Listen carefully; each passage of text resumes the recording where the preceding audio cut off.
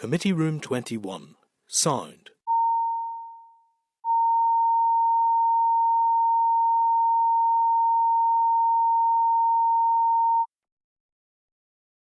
Committee Room 21. Sound.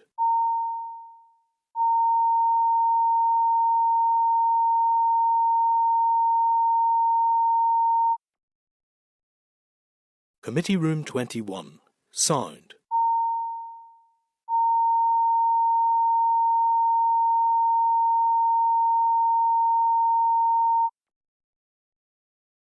Committee Room 21. Sound.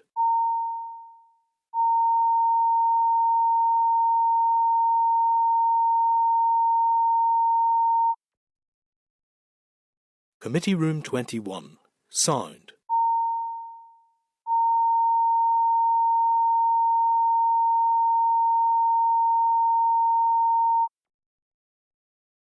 Committee Room 21. Sound.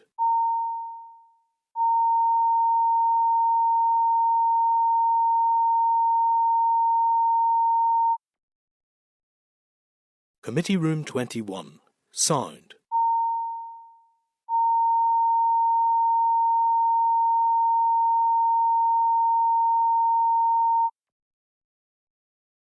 Committee Room 21. Sound.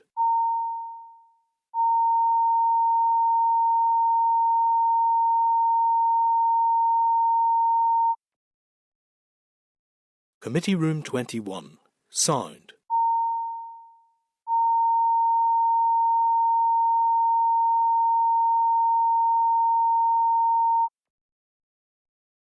Committee Room 21. Sound.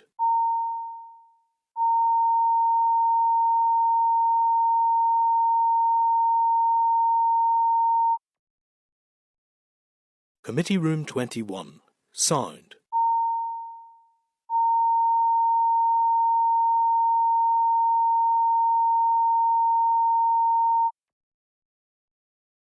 Committee Room 21. Sound.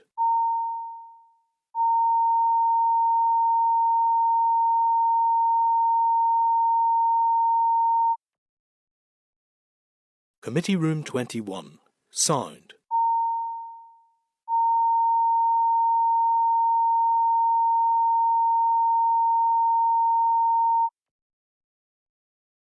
Committee Room 21. Sound.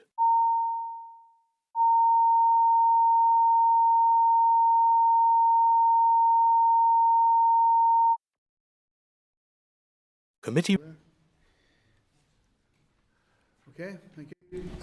Okay, members, anyone who has joined in, very welcome to the 33rd meeting of the ERA Committee. I'd ask you to turn off your mobile phones, and we're in public session now. We're quorate. Okay. So I want to advise those in the public gallery that they're welcome to use mobile devices as long as they're in airplane mode and all devices are muted. It's not permitted to take photographs or record any of the meeting. Members, any new interest to declare that weren't declared at our first meeting that are relevant to any matters under consideration this week? No. Apologies. The Chair has given his apologies this week as he is with the Committee for Procedures who have business at the Scottish Parliament. Is there any other apologies come in? Patsy, apologies. He may be joining us later. Yes. Patsy Malone, he may be joining us later. And no word from John, no? John Blair? Okay. Nicola and Thomas are joining us on Zoom. Chairperson Business CB1 members, I wish to advise you that the Chair received notification from the Minister on the 2nd December, page 4 of the table of papers, that they intend to delay a response not later than the 3rd of December on the report from the Office of Environmental Protection on the review of the implementation of the Water Framework Directive regulations and river basin management planning in NI. Members, the Minister's statement is now 5 to 13 in your table of pages. Minister's response to the 16 OEP recommendations is grouped into the following. The 10 recommendations which are based on implementation of the Water Framework Directive regulations, and the 6 recommendations which are based on the legal governance and policy framework. Okay. Members, we are planning to meet with the OAP as early as is feasible in the new year. Content to note this? Yeah. Members, yesterday you received an email copy of the Minister's written statement on the Farm Support and Development Programme, which sets out the plan for communications in relation to the programme. It covers the Farm Sustainability Transition Payment, the Beef Sustainability Package, the Beef Carbon Reduction Scheme and Farming with Nature. The Minister hopes that these announcements in the statement will provide clarity and stability for farm business at this time. Members, okay to note? Okay, welcome John. Item 3, minutes from the 20th of November, pages 5 to 20 of the pack for the draft minutes dated the 20th of November. If members, anything to comment or happy enough for the minutes? Happy enough? Okay. I'll sign these, okay, and then they'll be published on the website. Matters Rising, the substantial response from the Department dated the 25th of November, pages 22 to 26 of the pack, and applied to our letter of the 7th of November regarding support for the fishing and angling sector. We asked a number of questions and summarised responses for the record. We requested if DAERA recognised the importance of the Fishing for Schools project and if it would be providing any resources to the Ulster Angling Federation for the project. Members, the response states that DAERA is supportive of the project. However, due to budgetary and staff pressures, DAERA Inland Fisheries has had to prioritise statutory work for the conservation and protection of salmon and freshwater fisheries. As promotion of angling as a non-statutory function, the Department is not in a position to provide any additional resources at this time. We asked what steps DAERA is taking to address this matter of invasive species in lakes, specifically roach in Hillsborough and Castlewellan lakes. DAERA states there is currently no plans to remove roach from those lakes. There is a proposal in the Lough Neagh Fishery Management Plan to allow roach to be taken by commercial fishermen all year to reduce their numbers in the loch. This proposal on the legislation required to allow this has not yet been drafted for consideration by the Minister. We asked the Department would consider training the Federation's bailiffs to support NIA who with work required when there is a fish kill or a river pollution incident. DAERA states that it would not be considered appropriate for private water bailiffs to take further action in relation to criminal investigations due to the requirement to protect evidence and the evidential threshold required in any court proceedings. NIA and DAERA staff are trained in investigative procedures and evidence gathering, and samplers must be accredited under a specific quality standard. DAERA has also advised the Federation that where members of clubs publish videos or other information on social media channels of an incident without reporting to NEA incident hotline, that this will prevent a prompt response and likely impact on evidence. We asked if NEA are aware of any or monitoring or controlling from some anaerobic digesters where the liquid digester goes into the water infrastructure system. DAERA refers to Nutrient Action Programme Regulations NI 2018, which apply to all agriculture and land NI and included measures to address some of the concerns about the application of anaerobic digester to land and to ensure it was not applied in excess of the crop needed. Should any operator be in breach of these regulations, enforcement action via the NAP or the water order if water pollution occurs may be taken forward in line with DAERA's enforcement policy. Members, any comment in relation to those responses? Okay, to note them. Very quickly, Yes, in relation to the matters raised following the Ulster Angling Federation meeting, will those replies be copied to the Federation? And they be? Have they been? Can we just check it out? No, we can't. Yeah. No, we don't. You're proposing if they're not, they should be, Yeah, John? be happy enough. Number okay with that? Thank you. Remember, the response to the Department dated the 25th of November, pages 27-29 of the pack, and replied to our letter of the 8th of November regarding complaints of an odour in Lenadoon and Dunglow areas. Members, the response states that the Department regulates the Natural World Products NWP facility on the Glenside Road, having issued 2 Integrated Pollution Prevention Control Directive permits, which were determined on the 12th of April 2011 and 21st of April 2023. The Department has completed 12 site inspections at the site this year. An enforcement notice was issued to this site on the 11th of July, included with a warning letter on the 14th of October. The most recent site inspection on the 17th of October, when the site was considered compliant with this odour condition. The Department continues to work with the relevant stakeholders and the company to ensure best available techniques are in place at the site to mitigate against odour and other environmental impacts. The company have submitted improvement plans for the site infrastructure, including a new stack which will help reduce odour emissions from the site. Remember, if any further comments or Okay. I propose we send this response to the individual who contacted the committee. Is okay with that? Members okay with that? Yep. Okay. Okay, members, I refer you to the response to the Department on the 25th of November at pages 30 to 34 of the pack and reply to her letter of the 8th of November querying details of the uptake of electric zero-emission vehicles across the Department's fleet. As recorded for the 23-24 financial year, DAERA had 462 motor vehicles, including cars, tractors and other motorised plant, the majority being used within the Caffrey Forest Service, NAA, and Environmental Marine and Fisheries Group. Of this number, 446 are diesel, 5 are petrol, 9 are electric vehicles and 2 are hybrid. There are 30 EV charging points situated across the DAERA sites. The Department is taking forward with the public sector fleet decarbonisation working group to collate information on the NICS fleet and sharing learning around decarbonisation work programmes. For example, trials on the use of hydro-treated vegetable oils as an alternative lower emission fuel. To further progress this work, the Minister has asked officials to develop an interim DAERA-wide fleet decarbonisation policy, the advancement action plan being developed by DFI. Okay, members okay with that? Members, I refer you to the memo from the Senior Assistant Clerk from the Windsor Framework Deputy Scrutiny Committee dated 22nd November at page 35. This meeting on the 21st November, the WFDSC considered responses to its consultation on a proposed new EU Act on the welfare of dogs and cats and their traceability. The DSC is monitoring the proposal, which would establish uniform EU rules for the welfare of dogs and cats which are bred or kept in breeding establishments, pet shops or shelters. Remember, some issues raised in the consultation fall outside the remit of the DSC. Therefore, it agreed to forward the submissions to the Committee for Agriculture, Environment and Rural Affairs. For example, some respondents commented that further improvements to animal welfare could be made through domestic legislation. There is a link to submissions in the correspondence. Members, if you have any comments on aspects of the submission that fall within DAERA's scope, are you content to note for information? And to note, Chair, and I know the Minister had actually touched on some of the breeding establishment issues last week. I think DAERA are intending to legislate on it, so it might be useful to send that also directly to the Department. I refer you to correspondence from the Department dated 27th, okay, thanks, Don. November at pages 36 to 42 of the pack regarding UK emissions trading scheme publication of the 2 scope expansion consultations. The purpose of this letter is to give advance notice to the committee of the publication of a joint UK-wide UK emissions trading scheme scope expansion consultation package between the UK, Scottish and Welsh governments and DAERA.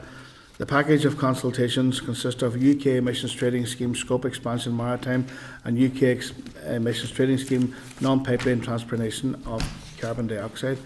This matter has been on our agenda previously. The committee had previously been advised by a letter dated the 29th of March that the UK ETS Authority confirmed its intention to proceed with 4 consultations, namely the inclusion of the domestic maritime sector based on vessel activity in the scope of the UK ETS from 2026, the inclusion of the waste incineration, including energy from waste sector in the scope of the UK ETS from 2028, with phasing period between 2026 and 2028, the expansion of the UK ETS to recognise non-pipeline transportation of CO2 such as shipping, rail and road for carbon capture and storage, inclusion of engineered greenhouse gas removals in the UK ETS. An update on the 23rd of May, the committee were advised that the authority intended to proceed with the waste and greenhouse gas removals consultations at this point. The authority now intends to move forward on the remaining 2 scope expansion consultations, maritime and non-pop pipeline transportation of CO2. A summary of the proposals contained with these 2 consultations can be found in Appendix A in this correspondence. Members okay to note?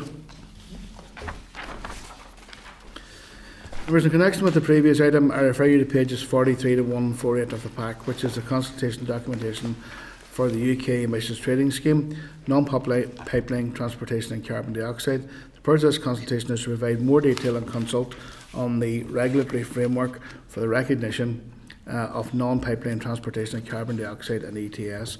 Closing date of the consultation is January 23rd, 2025. Okay, note.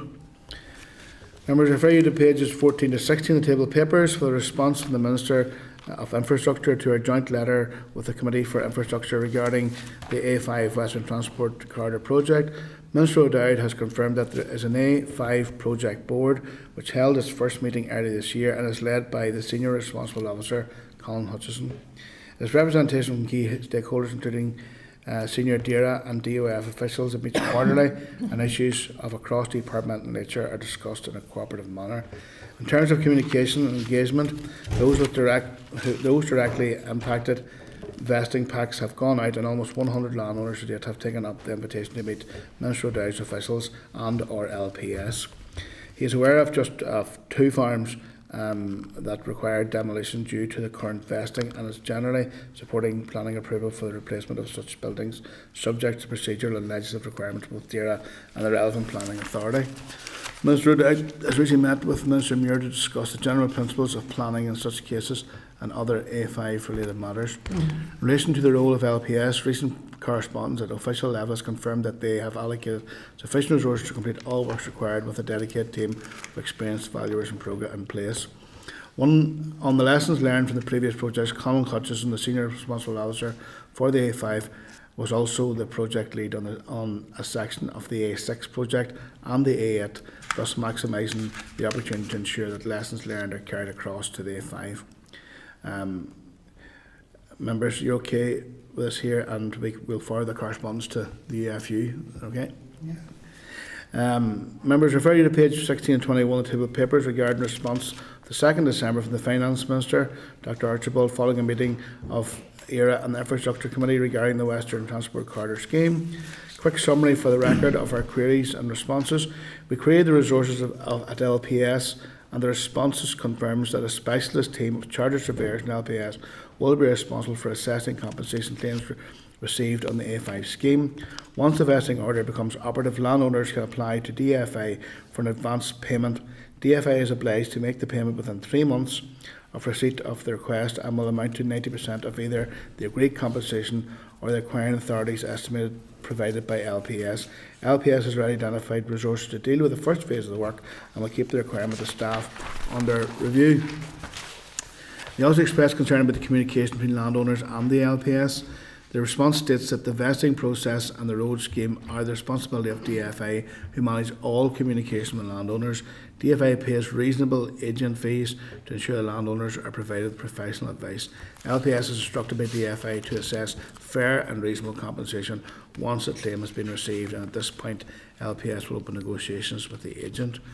We asked what definition LPS is using to determine if land has development status as opposed to agricultural status in regards to vesting. Response states that compensation is based on existing planning permissions, permitted development and development potential, if any, in accordance with the development plan. It's the role of the appointed agent to submit and substantiate any claim for compensation. We also asked what the current market price of development land and the current market price of agricultural land to be used in this process. The response states that the vesting order date determines the valuation for compensation, and the LPS will be shortly writing to all agents asking them to provide any sales evidence they consider relevant. LPS is also actively considering collecting evidence of market transactions. Values agreed will depend on individual circumstances. Every compensation claim will be dealt with on its own merits, with agents providing comparable evidence to substantiate the claim. Members, the Minister has also given assurance that the departments involved are formally working together and have learned from previous major road projects. Also, her officials and LPS have developed a special team for major infrastructural scheme.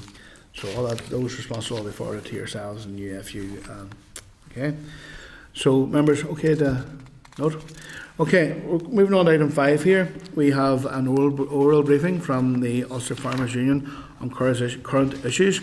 Members, this I refer you to table of papers at pages 22 to 46 of your pack for this item. There's the MV control strategy, the Central Association of Agricultural Values summary, November 24, the CAV discussion paper, how many farming taxpayers might pay inheritance tax on their business after April 26, and 3 recent press releases from the UFU. I welcome William Irvine, the UFU President, John McLennan, the Deputy President, Glenn Cuddy, of the NI Sheep Task Force, and Andrew as well, Alexander, I did get that wrong, from the Ulster Farmers Union, and give us an opportunity to brief the committee, and then we'll have questions then after that, okay? Thank you, Chair, and thank you for this opportunity to give you an update on the current issues that we're dealing with. Just point out, Glenn is also a Vice President of the... Oh, sorry. He's not on the sheep group, but he's a Vice President within our organisation. So, as usual, we have a fair list of issues that are live and current, and but following the UK budget, the removal of agricultural property relief moved to the top of that list, and we feel that has a disproportionate effect on Northern Ireland, given our land prices and the ownership model that is predominantly within Northern Ireland. We are owner-occupiers, and the land values in Northern Ireland are amongst the highest of anywhere in the UK. We do not agree with the Treasury's impact assessment. It is plainly wrong in our view, and the CAAV, a Valuers Association, they, rather than affecting 500 farms per year, when they looked at it from their perspective, they think it's going to be 2,500 farms per year affected, and it indicates that over the course of time, 75% of all farms would be impacted to some degree with the current proposal. We're very encouraged by the round-the-table political support from within Northern Ireland, and that is a really strong statement from Northern Ireland. The Scottish Government also are opposed to this, and that also helps. But and we are being asked for verifiable data from within ourselves, and we have went to DAERA. DAERA hold enough information to do that, and we went there because that data would be truly independent. As of yet, it's a work in progress with them, but as of yet they have not given us their analysis. They give a brief analysis in the early days of this, but we have been asking for a more detailed one. The impact of the removal of APR will affect all farm sectors and all farm sizes, and even a small holding with maybe a couple of intensive poultry houses, that increases their value, the value of that small holding significantly. So very few will escape this, and we feel that that average family farm within Northern Ireland, where one or two family members are getting their sole income from the farm, they are the most vulnerable to this tax, and those are the farms that put the food on people's shelves, the vast majority of food on people's shelves. The impact of the budget and the few days after that, as we got our head around what was happening, we led us to a call for a rally. Many of you were there, that rally at Balmoral Park, and the response was unbelievable.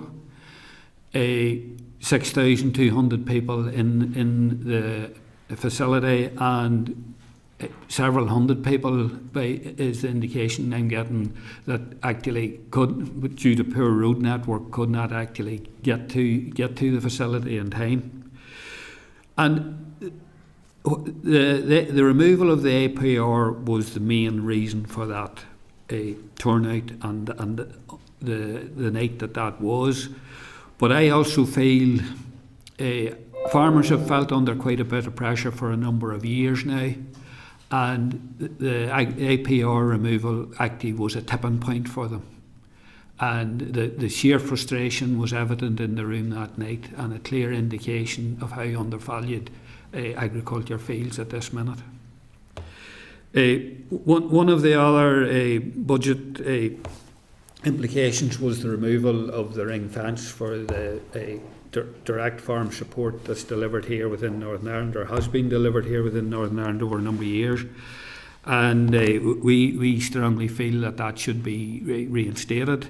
And again, we welcome the political support for that move right round the table. The farming requires long-term significant investment, and the price we receive for our produce does not deliver enough income to do that. It requires the support of the society, and it cheapens the food that consumers have the opportunity to buy on their shelves. So we'll welcome the support and hope that ring fence will be replaced in short order. The second topic on my list here is that of bovine TB, and the Chief Veterinary Officer recently presented a review that he was tasked to carry out, and it's quite a comprehensive review.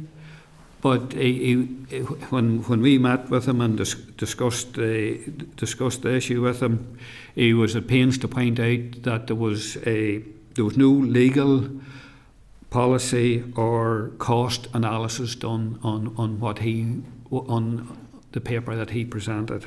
He was laying out options, and without cost and policy input and legal input, it's a useful document for discussion, but it really what will be the telling tale on this is what the minister's a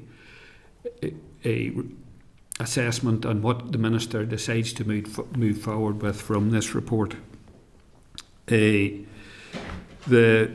legislative timetable that's laid out in the report concerns us. There's around to address the issue of TB, all aspects of the disease we feel need to be tackled, and within the report there was up to 40 recommendations, sort of farmer-facing recommendations for actions that we need to take, but what really concerns us, there was no recommendations about addressing that portion of the disease that is based within wildlife. And the timeline, he does indicate a possible route to wildlife intervention, but we are very concerned that the timeline around that will run out before the end of this current mandate. And our fear is then, following a future Stormont election, who knows who the new minister would be, and I can clearly see the situation where a new minister would say, well, we need to review everything we see here, and the whole merry-go-round starts again with no actual significant progress on that aspect of it. The terms of reference that the Chief Veterinary Officer was working under for that review, we are not aware of. Would be interested to know that. And those would have been laid out by the Minister when he was asked to complete the report. And as I said, we feel the recommendations are one-sided, producing maximum pain at farm level. And this is a major issue for Stormont. The budget for this year is predicted to be a cost of 60 million, and we feel it's an issue that needs addressed in all aspects, and it needs addressed with urgency. The distress, the mental stress, and the financial stress that it's causing at farm level just continues and rolls on. When we are meeting with our members at various rural shows and that through the summer, the one subject that you are sure will always come up, somebody will arrive in front of you at their wits' end with the disease of TB. And so we would have wish to see a much more urgent timeline and a much more comprehensive list of options going forward. The third issue is ammonia and the knock-on effect that has on the planning process for any planning application that involves livestock or slurry storage. Has an ammonia implication, and the current position, by and large, has stalled all, as near as makes no difference, all planning applications at this point in time. A decision on a revised planning protocol needs to be taken urgently by this executive. And due to the cross-cutting nature of the issue and the wider societal impact, construction, all the rural jobs that rely on farms being able to evolve and develop, we are of the opinion that this is a cross-cutting situation and needs to be go through the full executive. So at the minute, the position is that no new planning unless in very tight specific areas is considered, and even more concerning than that, no betterment or replacement planning. So that's the situation where a like-for-like household in the same number of livestock, but maybe 50, 60 year old, and at its end date, people are not allowed to replace that shed, even though it could be replaced to hold the same numbers of livestock with better environmental standards and better animal welfare standards. And we feel that is just idiotic. That is holding up and actually increasing and prolonging the impact of the ammonia. So the Minister has held stakeholder meetings around this, and they really did not get very far.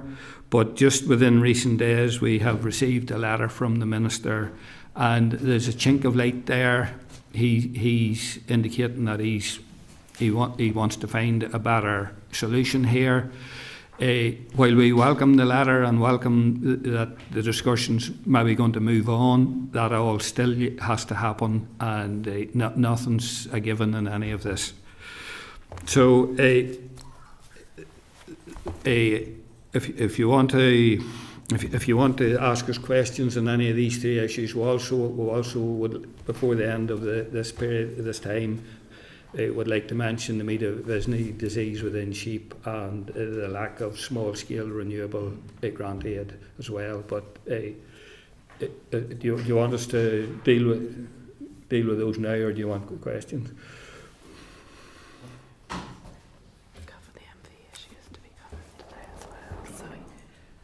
Do the MV now as well. William, is that okay? Len, do you want to speak on the yep.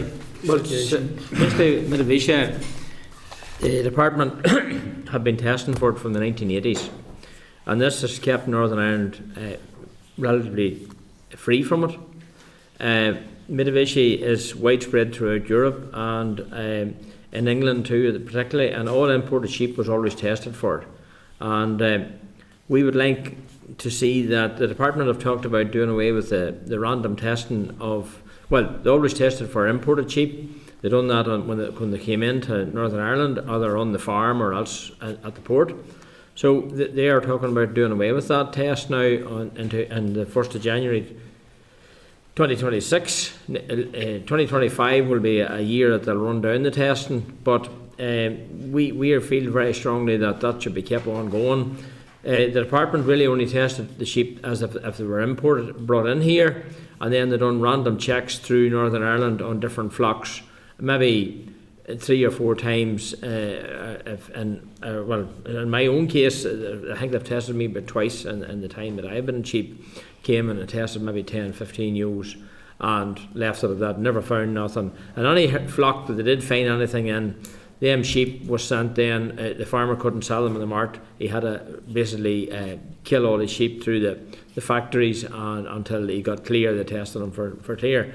So Midavisa is a disease which is probably the TB of the sheep world, and we would like to try and keep it out here of Northern Ireland as best we can. And we feel that the department has supported us in doing that, and now they're talking about doing away with this test because they found that it's too expensive. But in my eyes, it is they hadn't that big a pile of money to spend on it. I don't know the actual budget. We have never seen their actual budget for doing testing for Midavisa, but we feel that it is very, very worthwhile to keep on doing it and to continue with it. So that's where the sheep people feel that this should be continued on to try and keep this disease, keep Northern Ireland relatively free of Midavisa. So that's my spiel on it. So Thanks, Glenn. John, do you want to do the small scale renewable piece? Yeah, thanks, William. And I suppose, quite briefly, I suppose the renewable sector represents an opportunity to the land-based sector, to farmers. We've already seen previously how farmers, individual rural dwellers, have taken up those opportunities, to contribute towards our renewable energy targets. Farmers significantly contribute to our current levels, which are close to 50%, but we're aware of those larger targets of trying to get our renewable energy up to that sort of 80% level. Currently, there's no mechanism, there's nothing in place to assist farmers to get into renewable energy. There's no support scheme, there's no capital grant scheme, and we think that's a missed opportunity. We think there's a real opportunity in terms of doing that, in terms of meeting those targets, providing for wider society, but also providing income and an income back onto farms, much needed income back at farm level, has been demonstrated by the schemes previously. And I suppose we have, when we look at what has been introduced recently, we have a capital grant scheme which is assisting the processing sector within agri-food, and we welcome that because that they need that as well. But it doesn't go down the supply chain to farmers, and that's a missed opportunity. So really, it's a Department of Agriculture initiative, although it does cut across, of course, into Department of Economy, Department of Infrastructure, because obviously there will be planning issues around all of this as well. But it's seizing that opportunity, not letting it pass us by. If we can increase our production from the land-based economy, from our farms, that gets us towards 80% target, and that keeps that income derived from that within the Northern Ireland economy. And if we go offshore wind with it, that may be part of the mix, but invariably that income received from that disappears, stays offshore. It doesn't come back into the Northern Ireland economy in the way we've seen previously with farm-based projects. So we'd encourage the committee to put in place something which would allow us to contribute towards that 80% target, which we have now all been set to achieve. Thank you for that, John. Okay, thank you very much for that wide-ranging presentation, covering a lot of important topics. And indeed, at the outset, I was one of the number of MLAs at the event in the Icon Centre that night, and the sense of I think the sense of frustration and anxiety was palpable there, and to mobilise 6,500 to 7,000 farmers such short notice is actually evidence of just how serious this case is. William, I suppose maybe what I want to ask is, I know that you've been doing a lot of joint work with your counterparts across the water, the NFU, and you've taken you're over in Westminster at the protest. What sort of traction are you getting over there, William, in terms of who you've met? The following day after our rally, we part of the build-up to the rally, we put out a petition opposing this change, and to be honest, whenever we decided to do this petition, I thought 5,000 signatures would have been significant. It ended up 15,000 signatures, and we took that petition the Tuesday following the rally, and I felt a constructive meeting with the Secretary of State Hilary Benn in London that morning, and handed over the petition.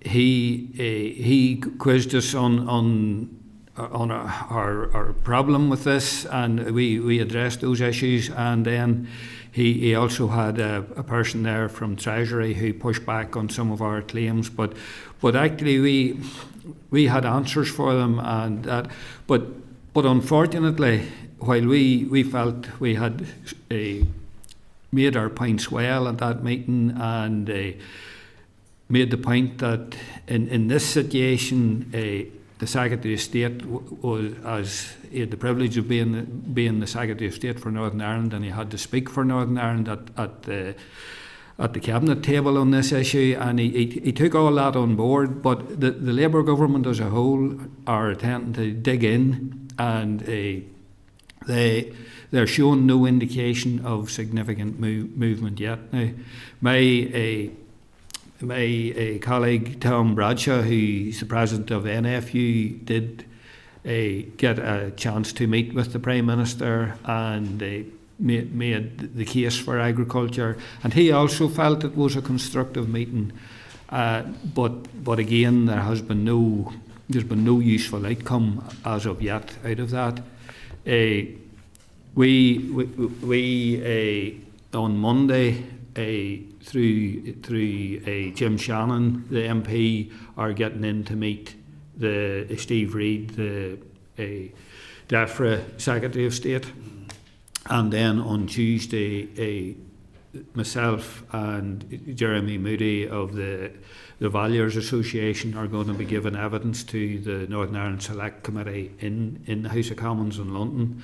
So we sort of feel we're keeping the pressure on. This problem come out of London, and the answer to it lies within London and the Westminster bubble. So that's where we're focused our efforts at this moment. It's looking like it's going to be a long campaign, and as we sit here, we're looking at what further actions will be taken it through into the new year. But the impact of this, and it really does disincentivise long-term investment on farms. And at this moment in time, society wants agriculture to deliver on so many fronts around water quality and climate change and all of these issues. And as an industry, we are up for the challenge of doing that, and are prepared to play our part in that journey. But it all requires investment, and in a lot of cases, significant investment. And this has sort of pulled the rug from in under people. It has removed the certainty that even though times were very tight for this current generation, if they felt they were leaving the farm and the quality of their farmland in a better place for the next generation, that the people felt that was pain worth taking. But now that scenario has changed, and it's just hard to know how that's going to play out going forward. And before we move around the room, then just so we follow on there, and see in terms of I've been looking briefly at other jurisdictions there. I think in the south they have a farmers test, would that be right? And the focus is on agricultural assets. Have you had a chance to look at a way that this could be amended in a way, or do you have any assessment of how, for example, that farmers test might work, or how it's working in the south? Yeah. We've looked. Most countries right around Europe have some mitigation for agriculture in this situation, and so UK is sort of stepping away from that with this latest budget. The test for being an active farmer is an extraordinarily difficult one to have a definitive standard for, but there's various options, like the £1 million threshold really only covers relatively small holdings. It doesn't cover that main raft of farmers that actually fill the shelves for this country. So they could raise the threshold to a more meaningful level. One other suggestion has been that if a farm moves down a generation and is not sold and has continued to be farmed, no tax is due. It only becomes liable for tax if at some point the farm is actually sold. And that sort of would be a workable solution too. So there is options. Our ask at the minute is that we talk to the 4 farm unions from around the United Kingdom, meaningful talks to look at how we could address this that would protect family farms, protect the food security of the country. One of the frustrations I have with this proposal as it stands is that everybody's talking about big business money coming into agriculture as almost like a tax dodge. But the current proposal does not actually close that loophole. There's still an advantage for business to put their money into agriculture. So we feel they could have been much more focused on that and at the same time protected the family farms. Thank you, William. John? Yeah, first of all, to reiterate support previously given on the taxation matters, and as someone who was also at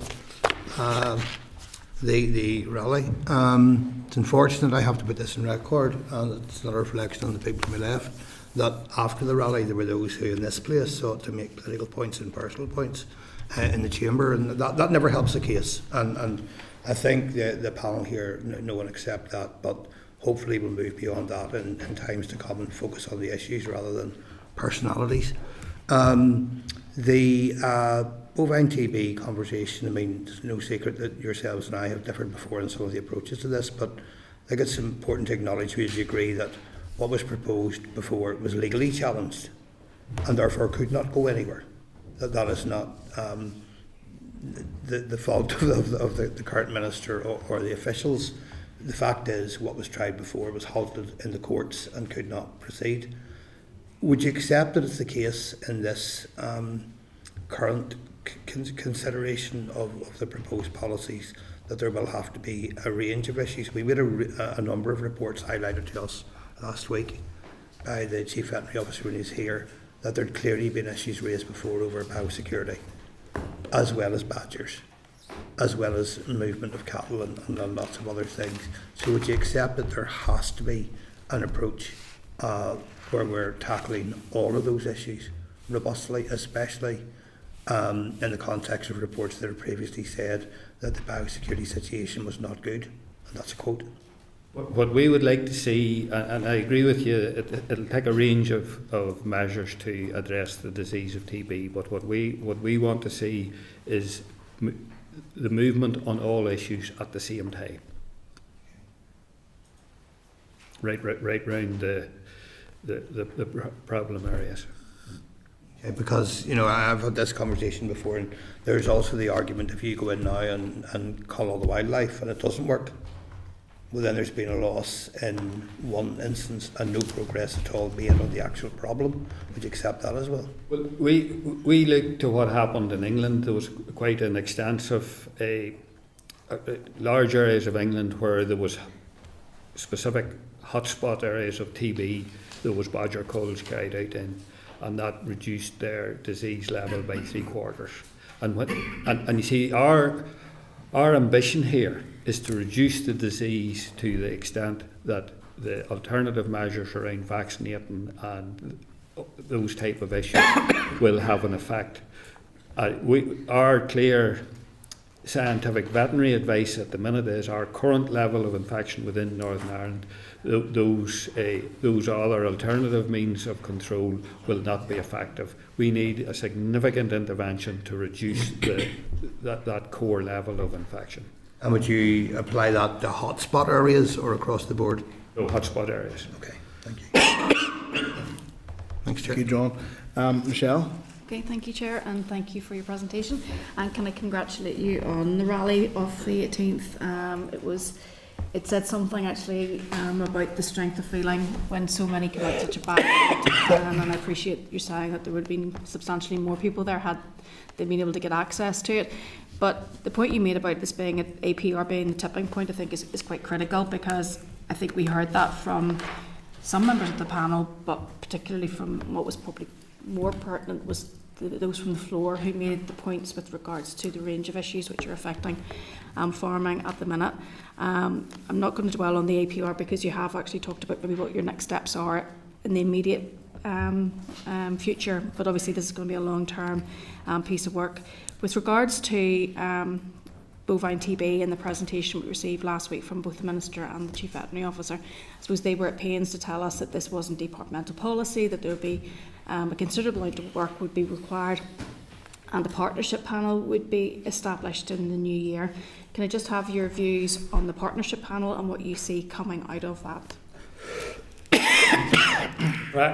Prior to where we are now at, there was a body known as TBAP, and that was a group of experts that advised, sort of give the department independent advice on TB, and that we felt that was a very useful body of people, and was very constructive in trying to get a way forward with dealing with this disease.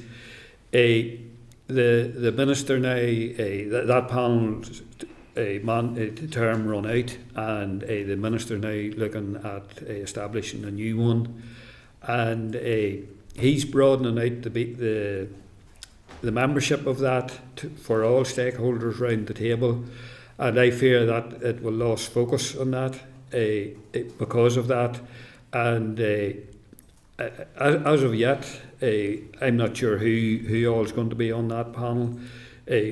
We have heard no word yet, but as the most significant stakeholders, I feel we should be on that panel as well, and there's no indication whether that's going to be the case or not.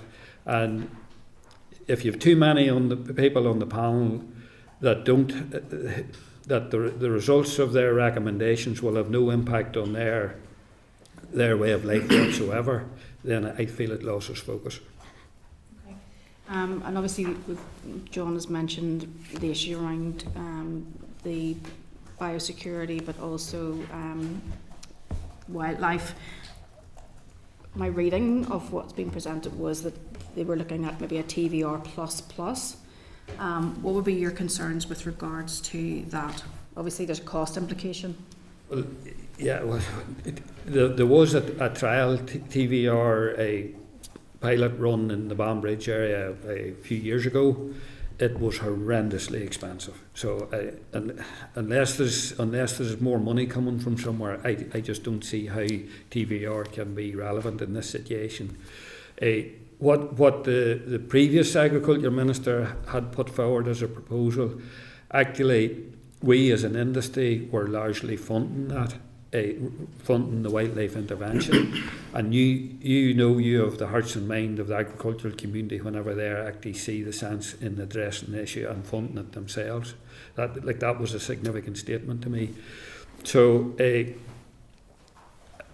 I go back to what I said earlier. The clear scientific evidence at the minute states that a TVR will not have any significant impact at our current level of infection. If we were down to 3%, that's a different story. But at where we are now, a huge cost, and the science telling us it will have no significant impact. Thank you. You'll appreciate we only had a very short time to read the paper before the presentation last Thursday, but my reading of it at that time at pace was that it didn't seem to be terribly balanced, and that out of that I could see that there was a view towards looking at a reduction of herd, and there was perhaps the conversations I've had since then have been that there was maybe an unfair targeting of the dairy sector. What would your view be on that? Well, it does seem to be pointing the finger at the dairy herds, and I suppose the dairy herds sometimes tend to be larger, herds of livestock, but I think, as I stated earlier, every aspect of this right round the table needs to be addressed in an even-handed manner. And just very finally, Chair, obviously with regards to MV, I've asked a number of questions and raised it in the House with the Minister as well. And I suppose my concern about this is the fact that there's a lack of clarification, because clearly the response to the questions has been that there's been no decision made, but yet officials from the department have been meeting with the sector and talking about a planned transition and what could come next. And as yet, I haven't received any information with regard to a budget of what the costs are to the department, as to why then this would be seen as a possible reduction in their costs by removing the testing. So I'm not really sure if I can ask you a question on that, because I have been asking questions on your behalf. Yeah, well, we have no clear insight of where the budget is for that, you know, and you know, we on MV we find that this will be a blow to the sheep industry here if this is not done with sheep. Any sheep I know there's no sheep coming in at the minute because of blue tongue, but hopefully blue tongue will clear at some day. There'll be an inpushing of rams or something to come in, and that they need to be tested, need to be see where we stand with them. And when we have a relatively clean flock here in Northern Ireland, we want to keep it that way. And the department, as I said, has been doing this from the 1980s, and this has kept Northern Ireland in the place it is. And AMV is across the water in England, and it's devastating in some flocks. Yeah, obviously, Chair, I suppose the remark that is probably most telling from the presentation was that this is the TB of the sheep world, and that would be something we should really be concerned about.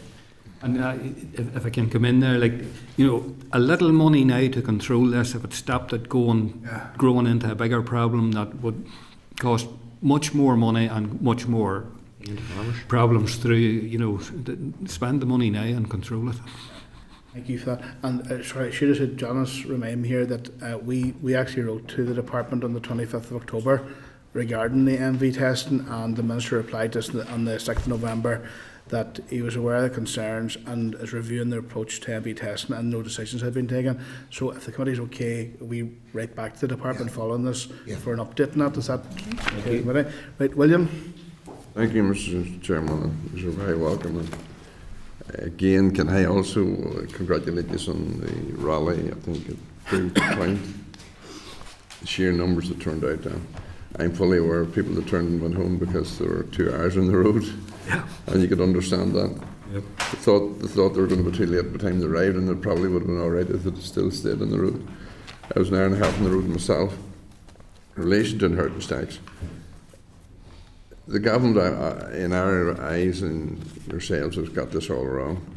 But if it was the government's, there would be some sympathy from some people for the big millionaires who spend up farmland.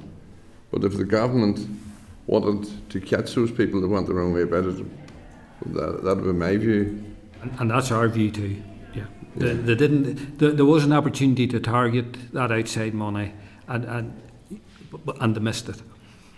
That would be my view too. And like yourself, I'm a farmer myself. So, in relation to planning, there's some 200 applications, I think, in the system in total for replacement and new build. I know the Minister, he did say in the Chamber last week, I think he's having a meeting on this to look at replacement buildings.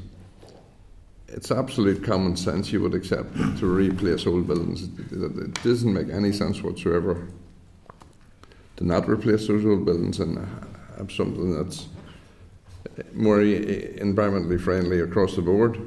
Absolutely. John, do you want to? Yeah, thanks, William. I mean, ammonia is something this organisation has been talking with DERA and NIEA on for 8 years, trying to get a pathway through it.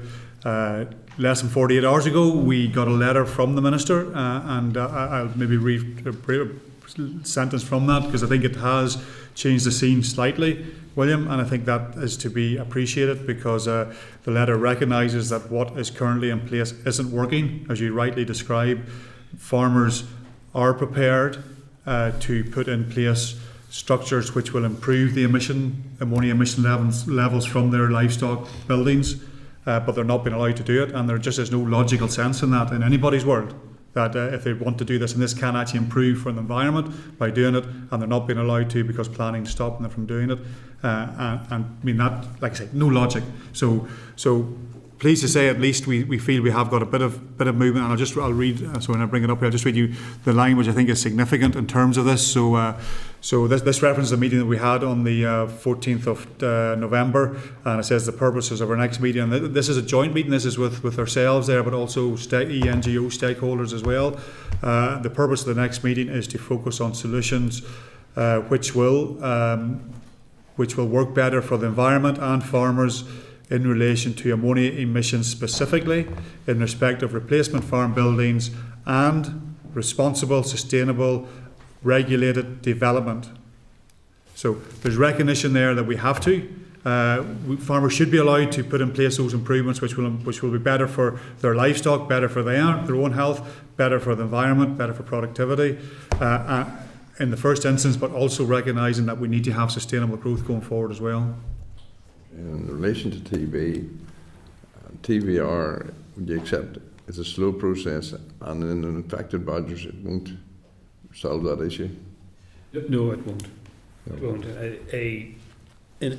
My understanding is, and a good few other countries around the world, South Africa, New Zealand and Australia, they used the same skin test to test cattle for TB, and it is an imperfect test. It's not a 100% accurate test, but they used that test and dealt with the wildlife that was present in the country that was also a host to the disease, and the combined approach, they have their TB situation under control.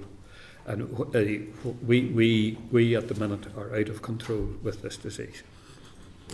And the Chief Vet's report, while wide-ranging, didn't really tell us anything that we didn't already know. Would you accept that?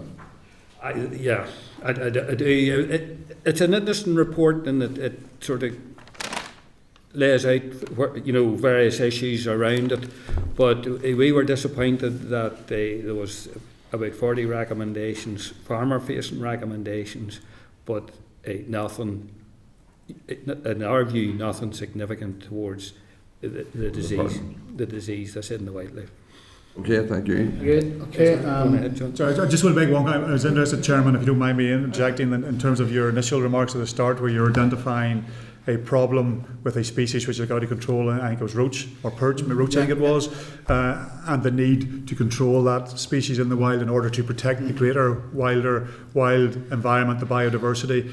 I mean, in many ways, a protected species which is identified with one of the issues around bovine TB, which is the badger population has got out of control in Northern Ireland, and for the sake of the wildlife, including the badger, there is need for some form of regulation without there being any other natural predator, and that has to be considered as well. We're not only talking about improving the welfare and health of our cattle, we're also talking about improving the welfare and health of our wildlife population, including badgers. Yeah, and certainly in any engagement I've ever had, John, that the point has been made that farmers want healthy cattle and healthy badgers. Yeah.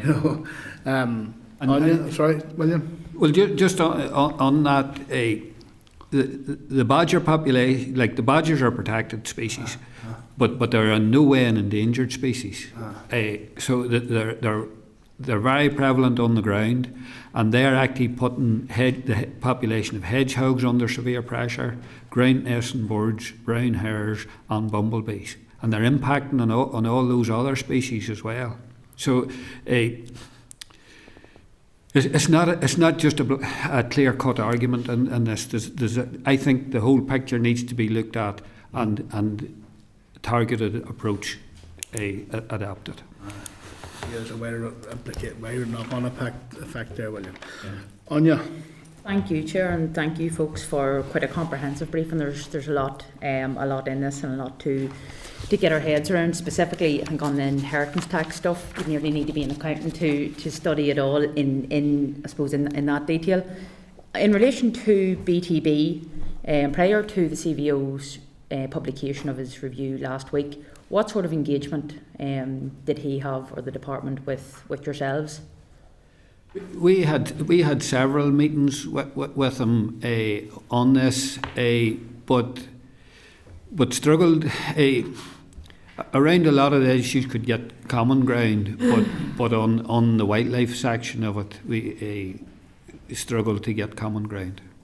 And it's what I've been saying all morning. Like, we need a full approach addressing all aspects of this disease. Would you say, in relation to that wildlife section of the review or report, that possible concerns or opinions that were raised weren't adequately considered or weren't adequately addressed? Well, the Chief Vet made 35 to 40 recommendations, but he didn't. He talked about the wildlife problem, but he didn't actually come up with any specific recommendations, and that's where we think there was an opportunity missed. That's okay.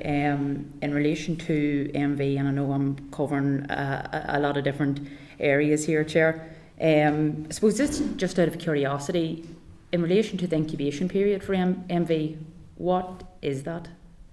It can be a couple of years, really, that a sheep can have that, or it can come. It all depends what stress you put underneath. If she's lambing time or sickness or something, it can show its head there. But generally, as the sheep gets older, it'll show more signs of it. So it will. So that's where it'll come out. But it can be detected very early on in the sheep, especially imported stuff and sheep that has other sheep that has been mixed with. It can be tested very early on, and then I say them sheep is not allowed to go to the market till it's bred. If it's cull-ewes or whatever, they have to go to the factory to be killed, and the farmer gets paid for whatever he gets paid. But it's a huge impact on the farmer's earnings, because obviously you're taking away the market aspect of it, where they're probably worth more money and they can count into more to the farmer's returns. But if they go to the factory, you probably don't get the same value for them, and then it spreads through your flock.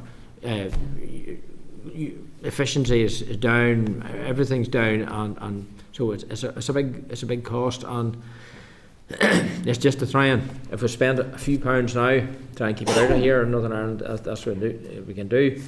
Just on when you've asked me there, we got this map here the other day, actually at our Animal Health Committee, for the strains of TB in Northern Ireland. You can see the amount of dots on it where TB is here in Northern Ireland, and if you turn it around to the back side of it, these strains is all with the badgers. Yeah. So you get a copy of that? That's from AFBI. So it's not produced by ourselves. Get that link circulated so just, I suppose, a supplementary to that, Glenn, in relation to the testing, how effective is the testing for MV? And I suppose looking at this issue across Europe anyway, on the continent, is there any other kind of best practice that we could possibly adopt? Well, I don't know about Europe, but definitely for Northern Ireland is a blood test, and there's only maybe 10% of your flocks tested if they do come out and inspect you. Usually two lads will come out, or two people come out from the department, sample your flock. 10% of your flock will be done, and the farmer participates in that and gets the sheep in for them and gets all ready.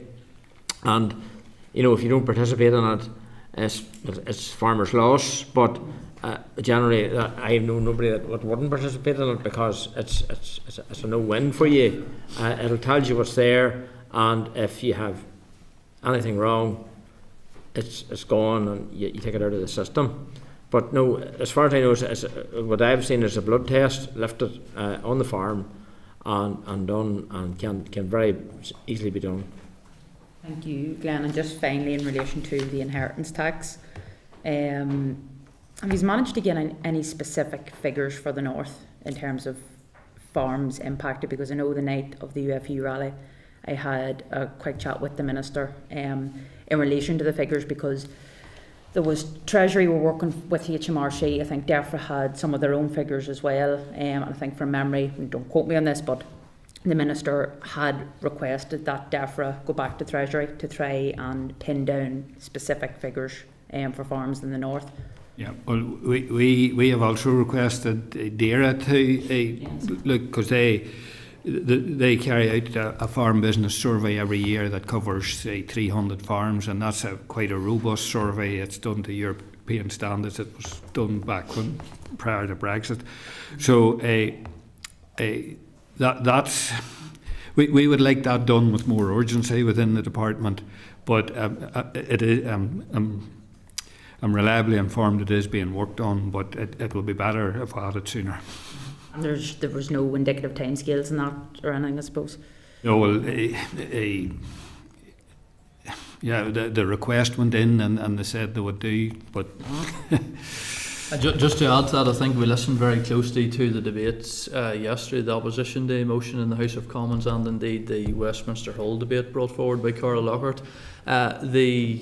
What Labour was basically saying, they were basing their arguments on sort of defending English farming in this, and they weren't taking into account the unique position that Northern Ireland's in terms of most likely sole ownership of land and farms, but also the price per acre, which is much higher than the rest of the United Kingdom. So that's why the figures are urgently needed, because UK Treasury are looking at this in a sort of a GB sense. They're not taking us into account. That's, I suppose, nothing new, but look, I'll leave it there, Chair. Thank you. the Treasury guy that we met along with the Secretary of State stated that according to their figures, the majority of farms were owned by 3 people. And in Northern Ireland, the main collateral of any farm tends to be owned by 1 person. And that, you know, that's why we are hit so hard here. Okay, thanks. Tom, bringing you in here online. Thank you, Chair, and thank you, folk, for the presentation this morning. Very, very comprehensive indeed. Just one question really around the TB issue. If no real tangible effort is being made by the department or by the Minister to reduce the levels of TB, what impact do you see this having on the future of the farming industry going forward? It will have a massive effect going forward. The one farm that has had quite a history with TB reckoned over this past 5 years it cost his business £400,000. You know, and he may have been a slightly above average sized farm, but that's still a horrendous impact on any business. And when TB affects a farm, all the livestock born on that farm have to stay there, which puts housing, it puts feedstocks and puts cash flows under pressure from that moment on. And even it puts pressure on the workforce within the farm too, at dealing with additional stock. So this issue, in our view, has been going on for 60, 70 years. TB has been a disease, but this last 20 to 30 years, it has just crept, and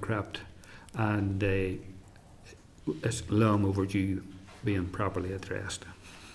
And just to add to that as well, I think taking a step back a couple of weeks, we very much welcomed the motion which Sinn Féin brought forward on TB, which received cross-party support. So I think politically we have to maximise that support, and basically our message is to get on with it, bearing in mind the short term this Assembly now has.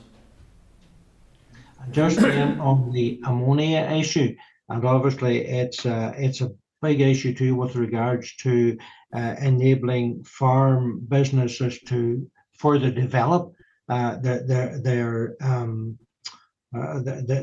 farms. And I'm sure you would agree that obviously if they were permitted to develop their new buildings and so forth, and not only would that reduce the ammonia levels, but it would be a huge investment into the economy.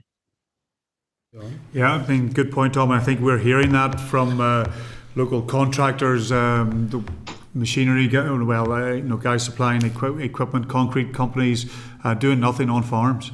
Traditionally that gave them a good base level in terms of their production through the year, and that has just dried up completely in many cases. We're hearing that. So you're right that actually this has a knock-on effect beyond the agricultural sector.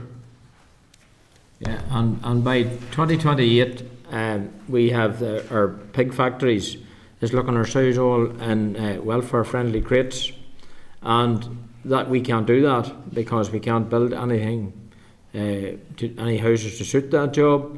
Existing farms that has the standard crate will have to reduce their production by over a third. because they're not going to be going to fit to build new housing to accommodate welfare-friendly crates, and that is a welfare problem that the pig farmers is going to face. And it's a sinister situation. Farms are like any other business. If you cannot evolve and grow, you are slowly going backwards. So we need that ability to, and I've no issues grow in an environmentally sensible way, but you still need to grow, and the demand for food is rising. And our home produced food tends to have 50% of the environmental impact of the imports. So there's a clear pathway here that has to be found. Thank you, Chair. Okay, all right. So, okay, members, I want to just thank you for that and say the Hansard will be published this afternoon from the committee. The Minister. Because the Minister had addressed this at the TV issue member of the committee last week, wasn't it? And he made the point that cattle, wildlife and people were integrated and brought forward simultaneously. So we'll just watch out for that Hansard and we'll keep the pressure on. So I want to thank you very much for attending here today. Very comprehensive discussion and coverage of a lot of issues, and thank you for your ongoing work in the sector. Thank you, Chair, and thank you to the whole committee. We're very appreciative of the opportunity to raise our concerns. Thank you. Thanks. We have the next question here, isn't it? A bit to read out, so you can start reading that out. Okay, members, next item is a briefing from the UK Emissions Trading Scheme, page 151 to 193 in the pack, 4881 in the table pack regarding the common framework for the UK Emissions Trading Schemes. Briefing from the Department, UK Emissions Trading Scheme Common Framework, raised paper, Common Framework background, paper Emissions Trading, NI Assembly EU Affairs Manager Explainer on Common Frameworks, and letter from the DLO, update on Common Frameworks is in the table pack. The Clerk sought confirmation from RAISE that the 2020 paper would still be useful. The overall considerations at the end of the paper will still apply, and the general structure, architecture and function of the CF has not changed. Although since then we know there has been amendments made to the 2020 legislative order, and we received a briefing on some of those on the 7th of November. At our meeting on the 22nd of September, we had an update paper from the Department on the status of the 15 common frameworks for which DERA is the NACS lead, and that paper is the 4881 the table papers. We noted that the previous year committee scrutinised 9 of these in total, leaving these following 6 common frameworks, leaving UK Emissions Trading Scheme, air quality, the BAT emissions, integrated pollution prevention control, developing and setting the best available techniques, ozone depleting substances, F gases, resources and waste, zootechnical common frameworks and Concordat, which isn't published. We agreed to arrange a briefing from the relevant officials on the 6 remaining common frameworks to identify any issues and decide a way forward for further scrutiny if necessary. We're starting that process by considering the UK Emissions Trading Scheme Common Framework. Regarding the UK ETS, it came into operation on the 1st of January 2021 following UK exit from the EU. Prior to this, the UK participated in the EU ETS. The decision to set up the UK ETS was taken following a joint UK-wide consultation held in 2019. The response to this consultation set out the policy position to be contained within the then proposed UK ETS. The aim of the UK-wide scheme is to create a larger carbon market with greater liquidity and a consistent carbon price across the UK, and access to a larger carbon market increases opportunity for emissions reductions and the cost effectiveness of emission trading. I welcome the following officials to brief the committee and answer any questions. Richard Coy, Head of Emissions Trading and Policy, and Joseph Kelly, Staff Officer, Emissions Trading and Policy. So, if you want to give the briefing, then members will then maybe might want to ask a couple of questions. All right. Very much. Thank you. Firstly, thank you for the opportunity to provide the committee with an overview of the UK Emission Trading Scheme Provisional Common Framework and an update on its current status. As the committee have already received a more general background briefing on the UK ETS on the 18th of April, and another brief overview as part of the more detailed briefing on an amending order on the 17th of November, I will focus on the common framework itself, but we will of course be happy to answer any questions the committee have on the wider scheme. I hope the committee have found the short, advance written briefing helpful and will now try to expand on that. During its membership of the EU, the UK government and devolved administrations were required to comply with EU law in a number of policy areas, ensuring a consistent approach in those areas across all 4 nations of the UK. Following the EU exit, this requirement to comply ended, presenting the risk of policy divergence in those areas where EU law had previously provided a common legal framework. The UK and devolved governments agreed that to limit such divergence, a number of common frameworks were required. The emissions trading framework is one of those. To recap, the UK emission trading scheme came into operation on the 1st of January 2021 following UK exit from the EU.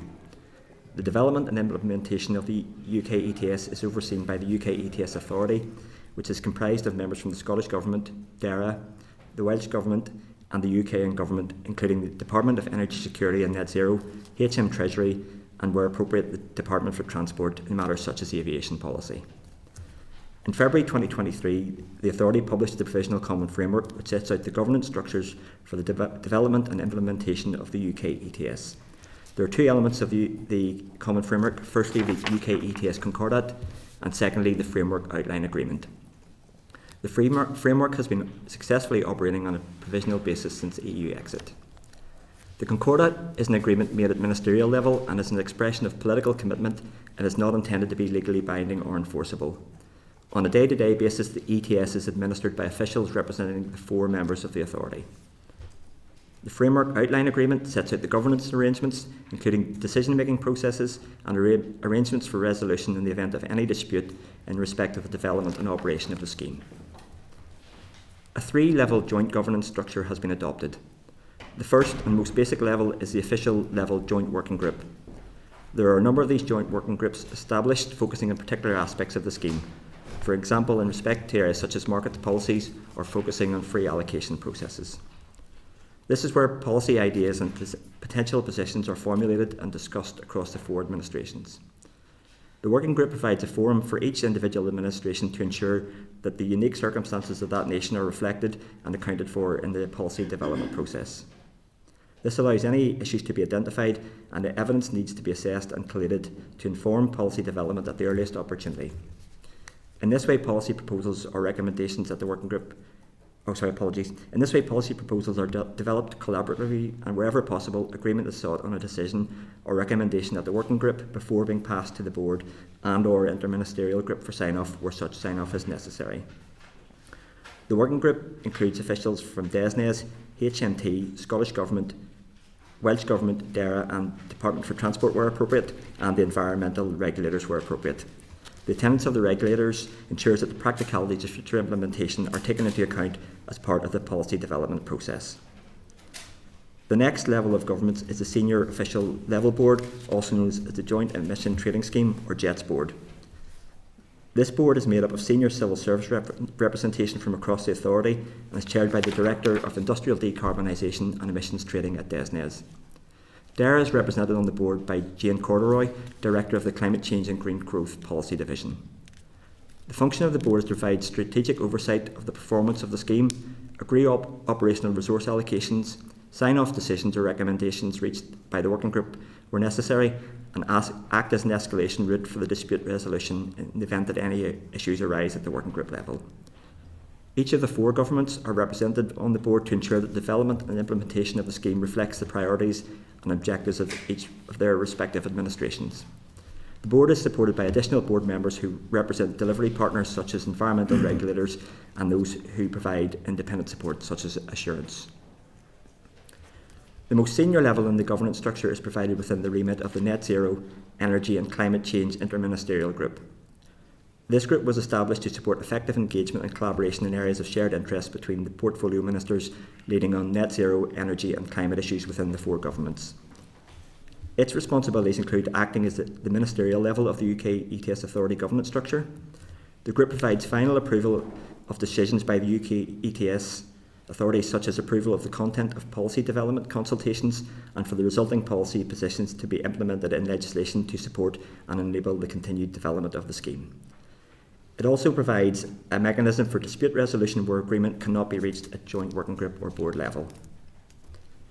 This group complies with best practice as agreed in the international Intergovernmental Relations Review, which was undertaken by the UK Government and devolved administrations to update intergovernmental structures and ways of working, and which was published in January 2022. It states that collaborative working will be founded on the following principles. Firstly, maintaining positive and constructive relations based on mutual respect for the responsibilities of the governments and their shared role in the governance of the UK. Building and maintaining trust based on effective communication. Sharing information and respecting confidentiality. Promoting understanding of and accountability for their intergovernmental activity. And resolving disputes according to a clear and agreed process. Generally, the ministerial level of the UK ETS governance structure will consider major policy and funding decisions with respect to the development and implementation of the UK ETS, and reviews and reporting required by ministers on the operation of the ETS. The Framework Outline Agreement also contains the key governance principles that the authority members will adhere to. These include that where possible, all decisions should be taken jointly. Where the four administrations agree that an individual administration holds exclusive competence over a particular matter, that administration will not exercise that competence to take a decision unilaterally without first having discussed it with all other administrations. They will endeavour to ensure market and legislative stability. They'll seek timely advice from the independent statute advisors, the Climate Change Committee, before making any change to legislation as is required under the Climate Change Act 2008. They will take an evidence-based approach to its decisions, and they will involve all parties, including particular arrangements where HMT is involved.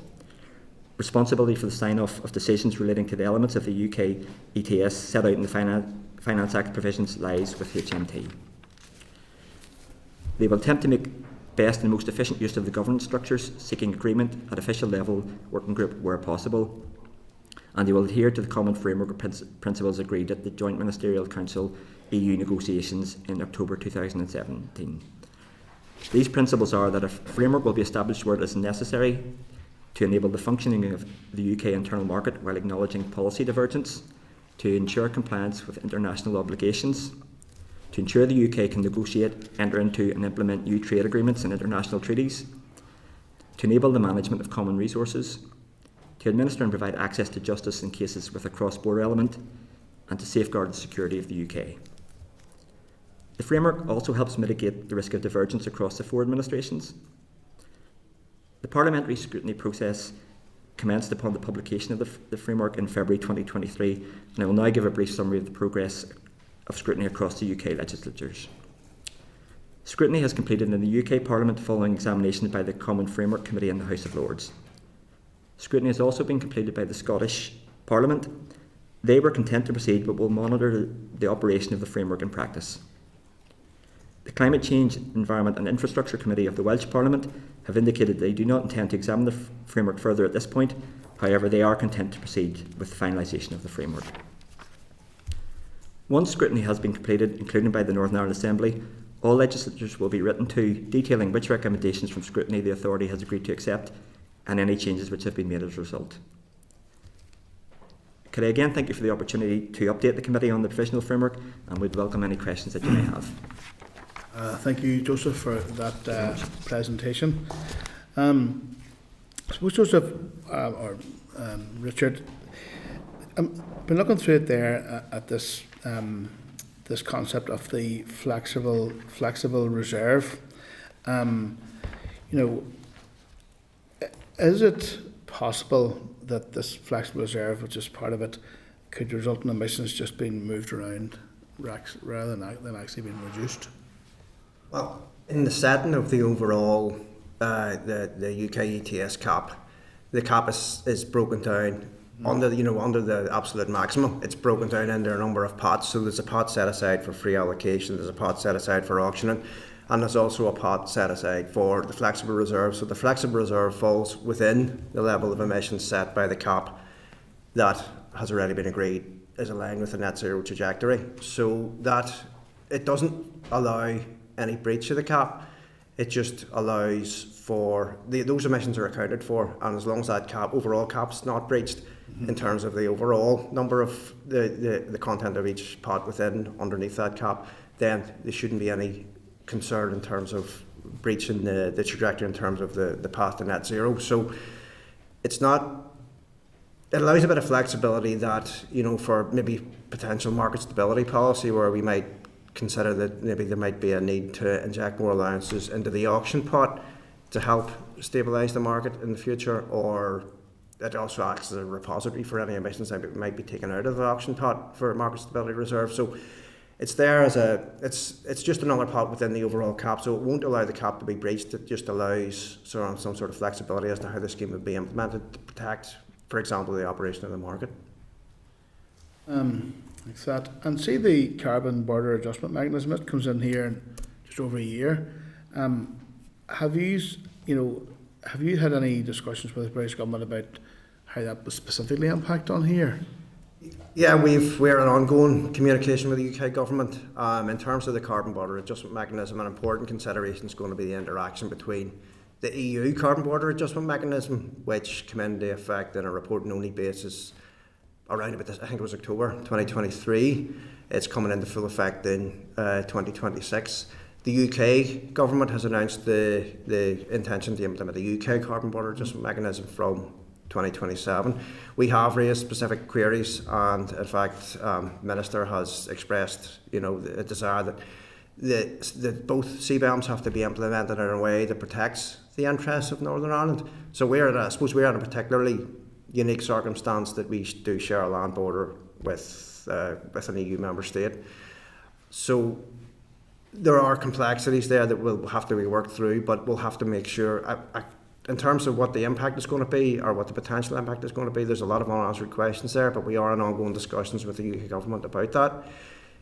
The UK CBAM is a reserved policy area, so we're not involved in the design of the policy as such, but we certainly are inputting, along with colleagues in the other administrations, as to how the implementation of that should be done in such a way to protect the interests of Northern Ireland.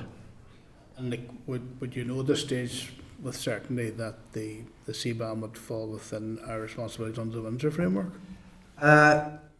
It doesn't at the minute. There is always a potential that the EU might make an approach to the UK government with a view to adding it to the scope of the Windsor framework. At the minute it doesn't, so it doesn't apply on the reporting only basis in the Northern Ireland context. So at the minute, as it stands at the minute, there isn't an active EU or UK CBAM that affect any of the organisations in Northern Ireland. So there are no obligations under the CBAM yet on Northern Ireland, but we are aware that there is a potential for potential negative impacts if this isn't managed properly, and we are in discussions at the minute because we want to make sure that that everything is taken into account before the actual implementation of it, to make sure that the interests of NI stakeholders and of course across the wider island of Ireland are all taken into account. So there's a lot of I appreciate there's a lot of unanswered questions there, but of course we'll keep the committee informed as to how those are progressing at certain points in time in the policy development process. Richard, thank you. William?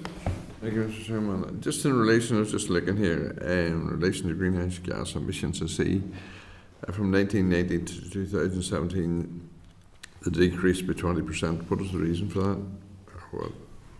that? Actually, there's been a bit of an update on the decrease in greenhouse gas emissions. So between the 2005, whenever the EU ETS came into operation, and I think the end of 2023, there's been a 52% decrease in greenhouse gas emissions for those installations within scope of emissions trading schemes in Northern Ireland, and that includes those installations that have been in EU ETS up to 2020, and then obviously the installations that remained in the EU ETS after Brexit in Northern Ireland, plus those that are now in the UK ETS. You can't be definitive about what the impact has been, but I think it's a good indication of the effectiveness of emissions trading policy that has driven that emissions reduction. So because that cap has reduced over time, and now in the UK is aligned on a net zero basis, that has hopefully driven down the emissions. Now it's the emissions trading scheme itself won't drive down the emissions, it's the supporting policies and the behaviour of the installations within scope. So, for example, the likes of in the power sector, the switching of coal to gas has resulted in the emissions being reduced within the power sector. And obviously, as we move towards net zero, there will hopefully be other policies that will be implemented to support the decarbonisation process. So, the UK ETS itself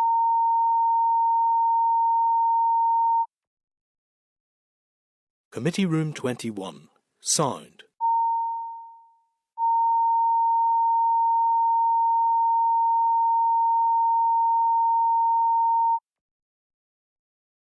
Committee Room 21.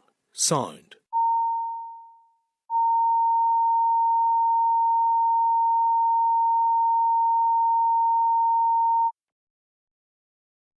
Committee Room 21. Sound.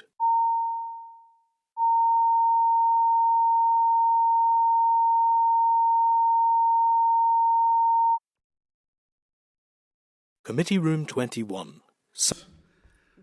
Okay, welcome back to the resumed committee meeting. Item number 7 is a briefing from the Research and Information Services on the climate change net zero targeted and related public purse costs, preliminary considerations, page 194 to 296 in the pack, and this was commissioned by us as one of our focus topics following the committee's planning day.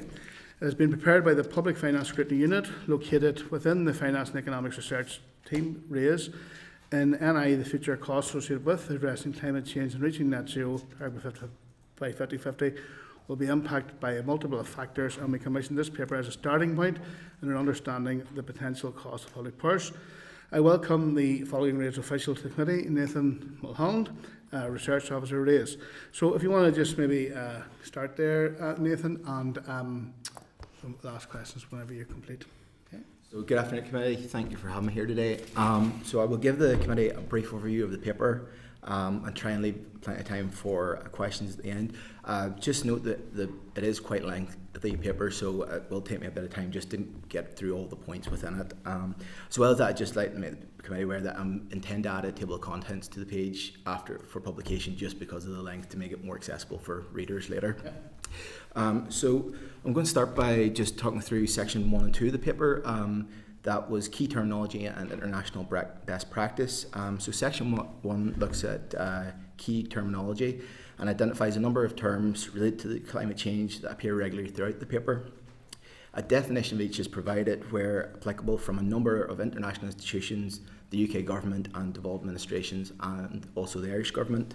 The terms include net zero, just transition and carbon budgets. That's just a context setting for the committee. Section 2 provides examples of international best practice. In this, I've reviewed various publications from the UN, the World Bank and the OECD, and I've summarised the information and a number of themes arising from that research. Table 5, which I believe is at page 221 of the pack, provides a list of themes that have reoccurred from each institution. Some examples of this best practice identified include integration of climate change into budgeting, integration of climate policy into broader policy development, independent climate institutions, and institutional capacity building. So I'll move on to sections 3 to 7 of the paper, which outlines the legislative and policy positions in regards to climate change across the United Kingdom, both at a United Kingdom government level, each of the devolved administrations in Northern Ireland, Scotland and Wales, and also a similar look at the Republic of Ireland. Each section also draws on available evidence to consider the related cost to the public purse in each administration, which in all cases are considered significant. However, it's important to note that the analysis considers that the majority of the costs reaching net zero will be borne by the private sector. So section 3 notes the United Kingdom government is responsible for climate change adaptation in England and for such adaptation across the UK regions in which the position is reserved or accepted under the prevailing UK devolution arrangements. As such, the Climate Change Act in 2008 set a target for the year 2050 for the reduction of target greenhouse gas emissions.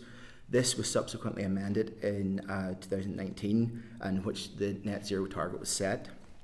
The Act also provided for a system of carbon budgeting and established the Independent Climate Change Committee, the CCC. This has been accompanied over time by further policy strategies and other legislation as presented at Table 6, and that I think is at page 225 of the pack. As I say, the 2008 Act created the CCC.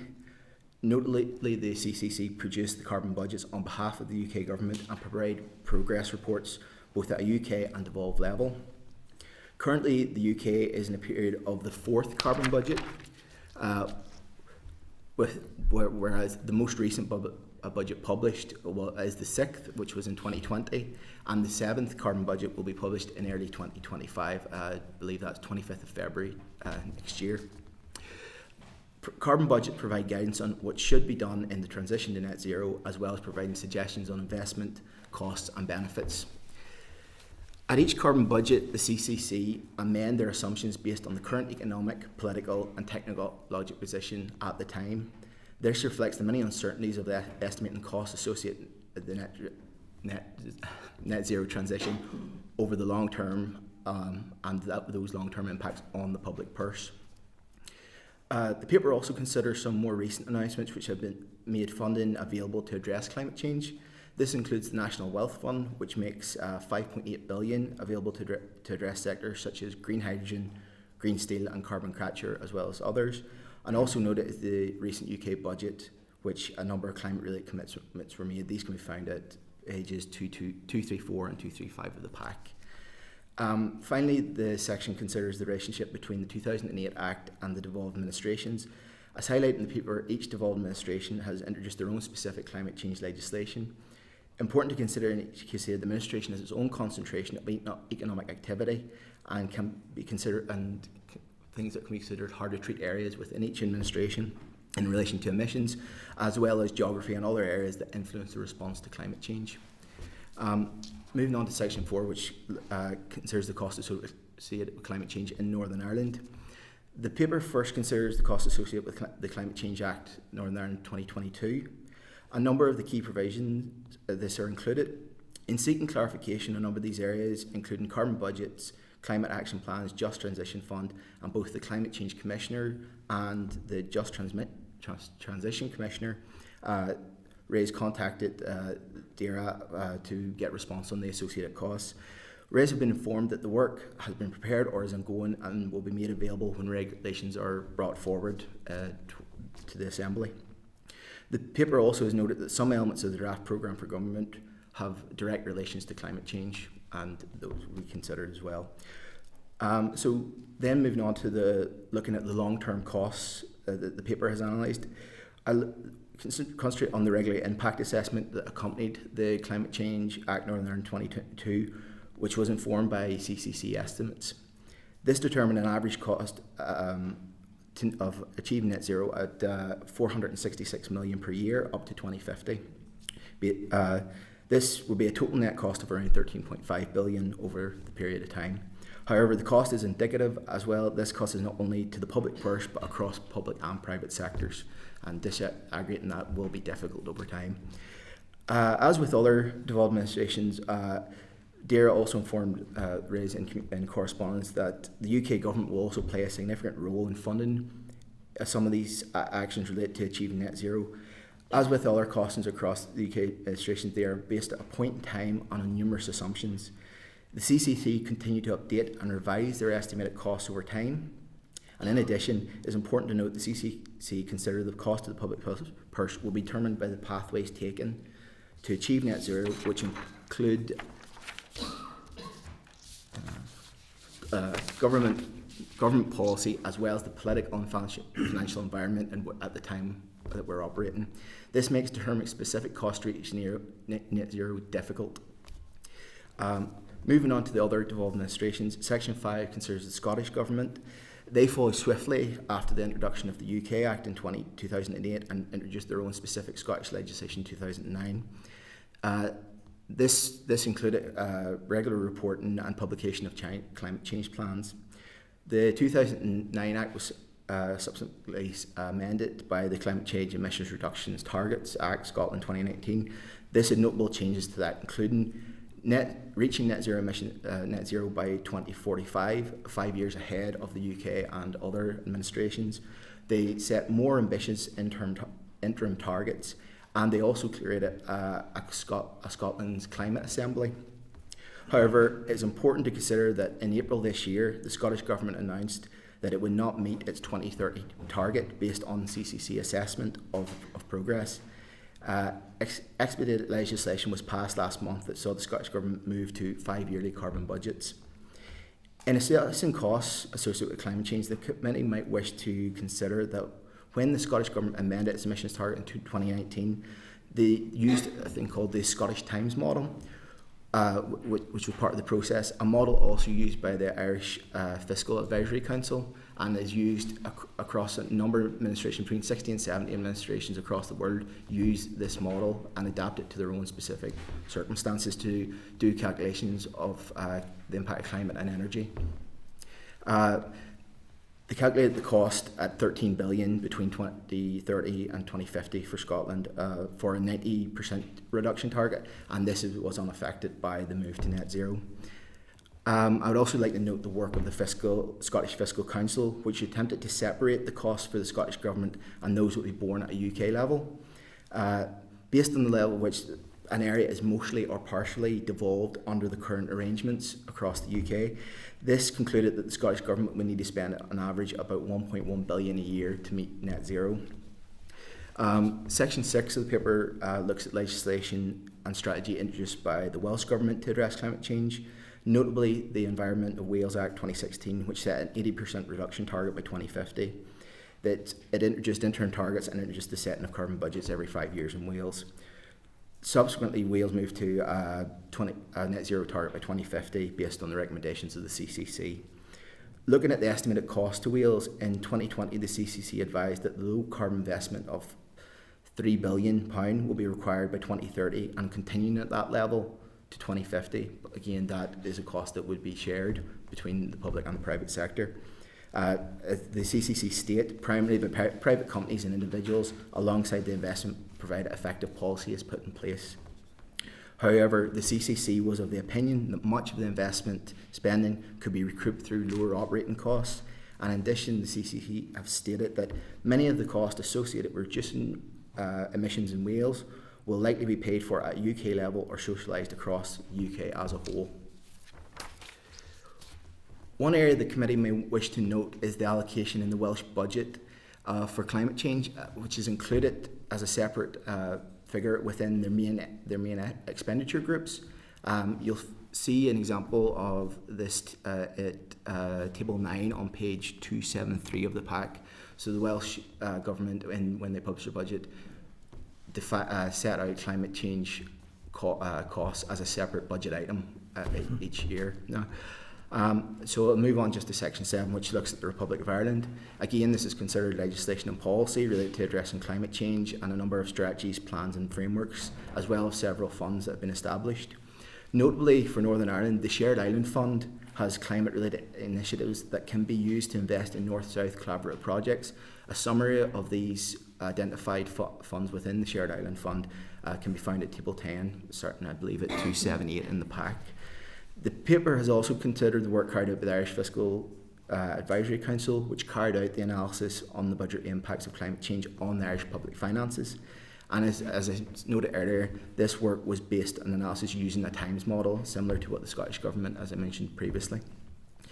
Just a few concluding remarks on this paper.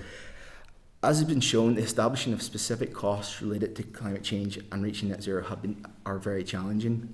This is a long-term objective which has to be considered in the context of ever-changing political, financial and economic circumstances, and there are continuing uncertainties such as the methods that will be chosen to be used, the technology that is currently in development or in some cases may not exist but are considered as part of the assumptions of the CCC, and as well as that the behaviour of citizens and the private sector, that it's about getting buy-in from the public and whether you can incentivise that or if people naturally, or the need to intervene is lessened. In conclusion, it will be up to individual governments to make policy decisions in this area to address the situation in their own area, meeting the particular challenges that are specific to them. Thank you. That's a very brief overview of a very long paper. I know it was quite long, but... Nathan, thank you. That's an incredible piece of work you've done there, and very good of doing such an overview in such a short period of time as well. So it's really helpful and certainly help us in our scrutiny role and moving forward as well. You know, yep. I suppose so. Well done on that. I suppose Nathan, perhaps one of the things has Ray's been looking at. I know we're looking at the cost of all this. Has Ray's been looking at the long-term savings, that might come about for, that we might make in terms of taking actions on climate change? As I said, the paper, when we look at the savings, that is coming from the work of the CCC. So as I say, included in that is the breakdown from the regulatory impact assessment, and within that, these potential savings. Those, when you read the CCC reports, they're talking about things like saving on importing fuels, things like that there. But as I say, there's such fluctuation in those things over time, as we've seen in the last 5 years. When events happen, the cost of certain products go up, or as I say, with other aspects of this, the CCC, when they've looked at their previous budgets, have brought costs down on for investment opportunities, because certain things have become cheaper because they've been people have adapted to them more quickly. Mm-hmm. So as I say, every CCC budget will look at the current situation. As I say, the sixth carbon budget was produced in January, February 2020, and since then we've had pandemic, war, inflation. Yeah. So when this next one is produced next month, that will have to be taken into consideration, and those associated costs in the long term, and how they feel that trend is going to continue. And we've got 25 years, and so the uncertainty over time as well, that we don't know what else is coming along the road. We don't, as I say, some of the assumptions on cost as well and benefits are based on technologies that don't exist at the minute or are only in the early stages of development. So there is ambition there that these things will become available, but again, we don't know what cost they may be. These could be incredibly expensive pieces of equipment to do carbon capture technology, or they could be a more simplistic thing that don't cost as much. And again, in terms of the benefit, there are other wider benefits on that to the economy, that if you reduce vehicles in terms of more EVs, the health benefits because of the emissions into the air and people with sort of respiratory conditions and stuff like that there. And so there's a body of work in all these areas being carried out, not just by the CC but other organisations. But as I say, it's such a vast area, it's very hard to pin these things down and be clear. You can only assume over the long term. So that's it. Nathan, thanks. John? Yeah, Nathan, it was in your own words, you described it as a lengthy report, and I'm not going to disagree with that, but I think we need you to know that was a helpful thing. The context and the explanations you set out in that, comparisons are indeed very, very helpful and clear. The one thing that I don't see, and it may be something that's hard to cost, as it were, but and I'm asking this question for purely practical and not political reasons, but given that there's already a disparity in timings between acts that are dated 2008 and our own bespoke act dated 2022, has consideration been given of the cost of delay in the case of Northern Ireland, particularly in the periods of time when we've had no government? I mean, whether we like it or not, we created an act and unanimously agreed an act in 2022. Within a short space of time, there was no assembly, no minister to drive forward the change and implement some of the measures and take actions. So there's got to be some cost implication to that, and a knock-on effect for future costs if you don't do anything for a period of years and you have to do more in a shorter period of years.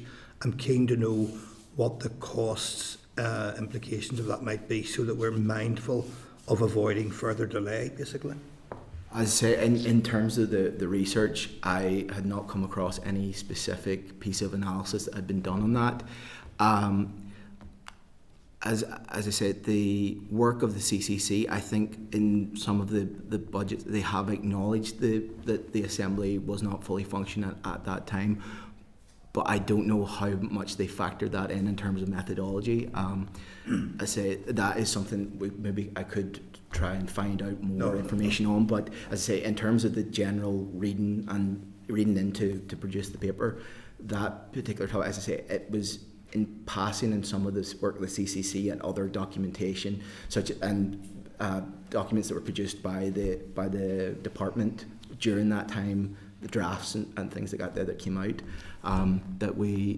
but there was, I don't think any analysis I have seen has been carried out on that delay, as it were. I don't seek to make any formal request for that information at this point, but it's something we might need to look at. As I say, with the 2008 Act, that did have a UK-wide approach. So to meet those requirements of a UK-wide Act, there would have still be things happening here. It maybe mightn't have been as specific as if the Assembly or a minister was in place, but that was an ongoing, and it was a UK level act, so to continue to move. Yeah. Thank you. Okay. Any other members on the agenda? No? Oh. Okay. Okay. Thank you, Nathan. As I have no other members who have indicated they want to ask any questions, I want to thank you very much for your report, and no doubt we'll be keeping a copy of that and referring back to it as this matter progresses. So thank you very much. Thank you. Well done. Thank you very much.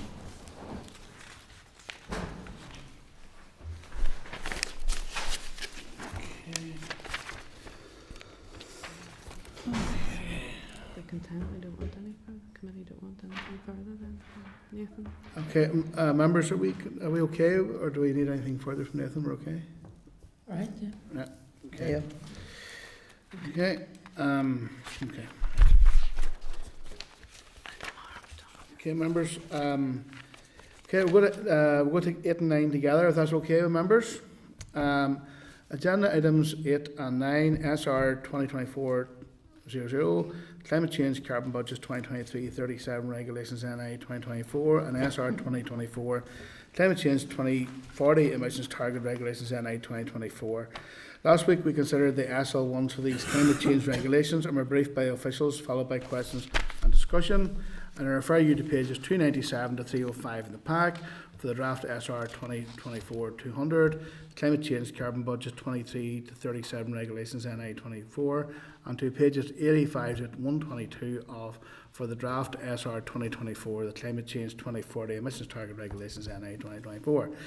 Members, yesterday afternoon the committee team emailed to advise us that officials have made a minor technical amendment to the SR, the Climate Change 2040 Emissions Target Regulations NI 2024, and the new version wasn't issued on our table of papers. The minor addition is to the preamble to highlight on the face of the SR the Department has satisfied the requirements in section S56(2) of the Climate Change Act NI 2022 in requesting and taking into account advice from the Committee on Climate Change. New SR and associated documents have been laid. Members, refer to the table of papers starting at page 124 for the 20th report of the Examiner's Statutory Rules, which includes these SRs. The ESR has not drawn special attention to them.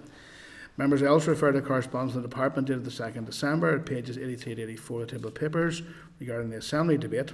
Minister Muir has agreed to lead the debate on both sets of the draft regulations. The debate is now scheduled for the 10th of December. So both of these SRs have now been laid in the Business Office together with the explanatory memorandum and regulatory impact assessment are subject to draft affirmative resolution procedure. Members, we considered the SL1s last week and had a robust Q&A and discussion session with officials.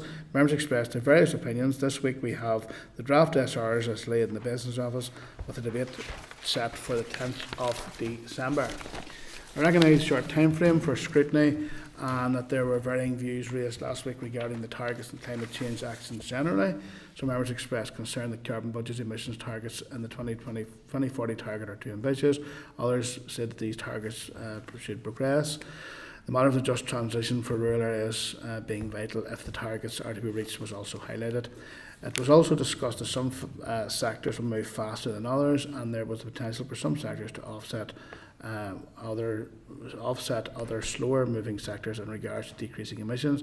Chair expressed concern that NI generally lags behind other jurisdictions in moving towards net zero. I recognise in last week's discussion after the officials briefing that there remains differing views, and this will be noted in the minutes of today and in the Chair's speech on behalf of the committee. Members, as you know, these SRs are draft affirmative procedure, and are scheduled to proceed to debate next week and go to the vote in the chamber. For the record, obviously I'll be seeking, I'll come to sorry, but before I seek committee consensus around this, Janice, Robbie has sent in a note. Yeah. Go ahead. Are you content that I read? Yeah, you can. Okay. This is just a note from our chair.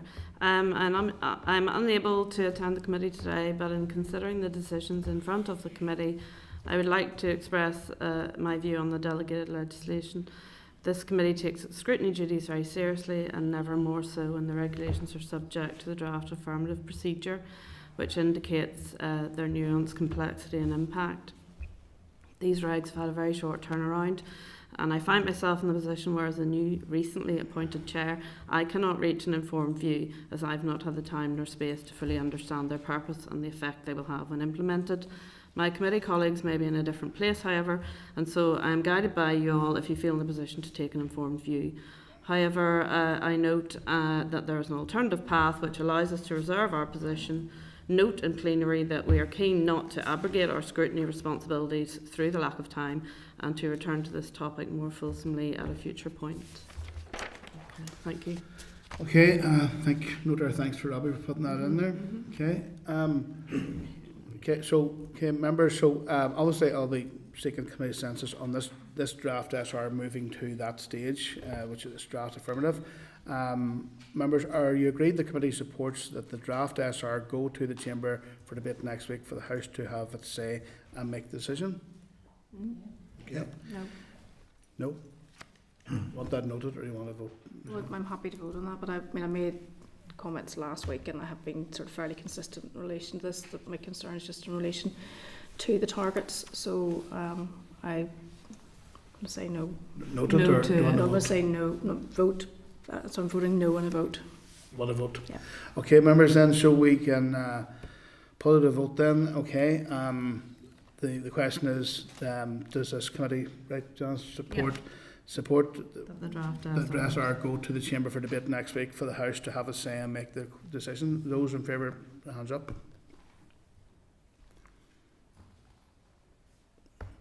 Okay. Yeah. Those opposed? Thomas and Michelle. Aye. Okay. Okay. Yes, that's fine. Yeah. Gillian, have you got that down? Know that, Gillian? Okay. Do we have to take a vote on Michelle's proposal? No. Well, we were going to then say about the content. We had it sort of in two separate stages. Okay, so that's noted. Okay, members, based on discussion last week, does committee wish to have a vote on whether it supports these the content of these draft SRs, or does it wish to reserve its position? And the chair will speak on the range of views next week. That's a separate vote then. Yeah. Okay. Yeah. So sorry, what is the first one is whether we should proceed to the Chamber. And the second one is the committee wish to vote on whether it supports the content of these draft SRs, or does it wish to reserve its position, and the chair will speak on the range of views in the speech next week.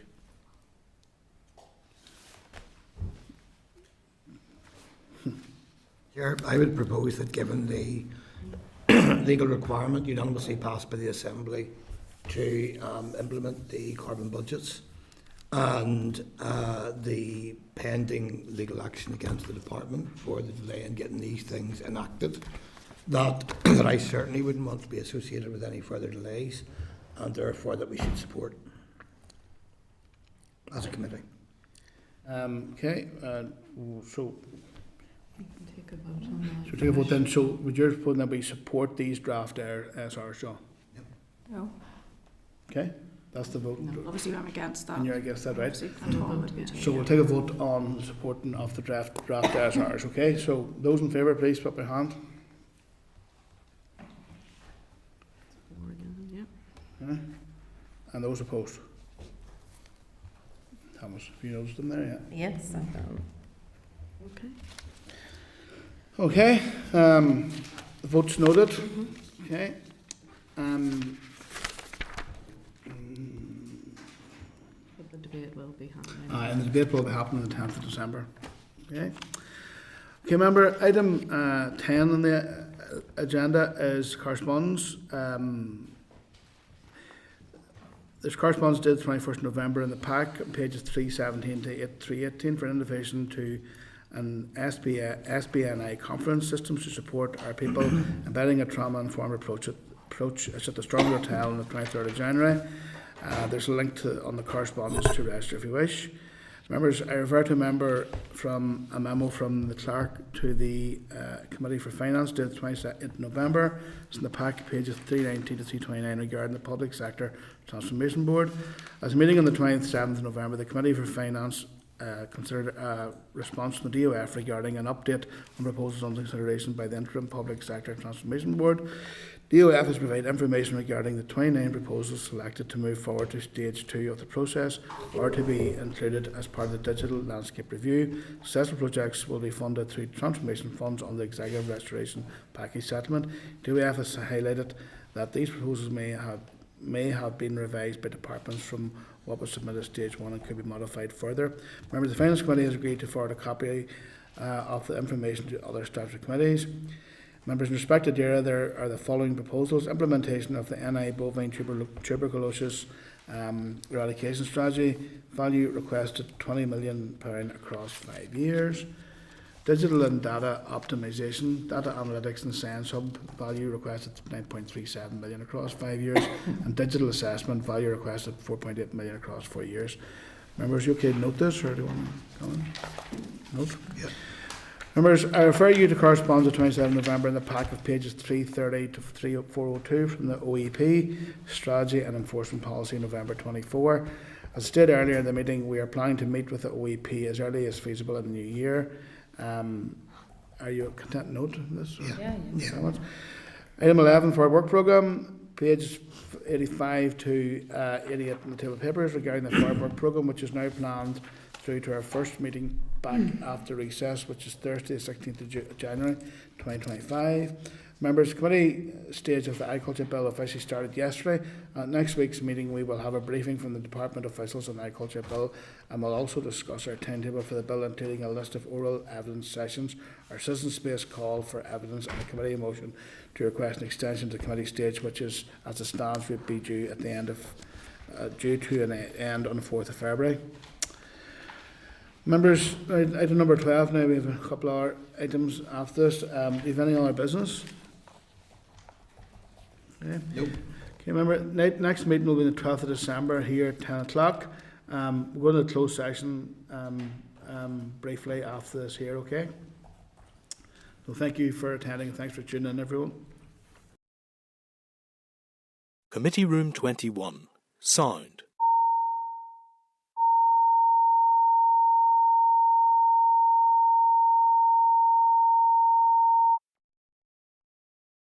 Committee Room 21.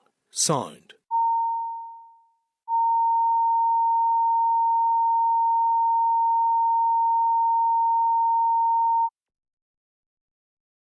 Committee Room 21.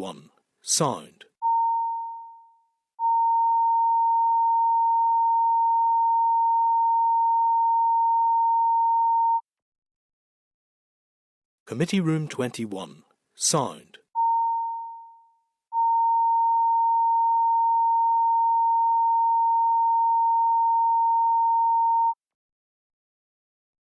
Committee Room 21. Sound.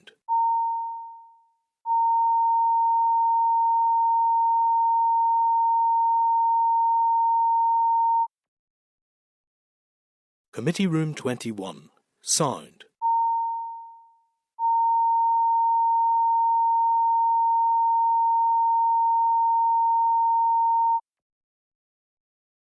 Committee Room 21. Sound.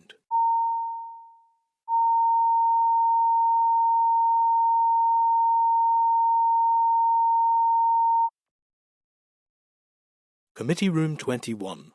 Sound.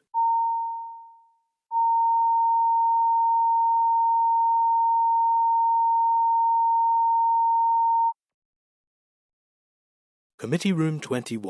Sound.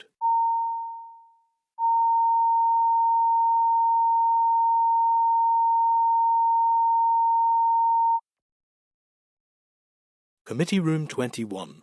Sound.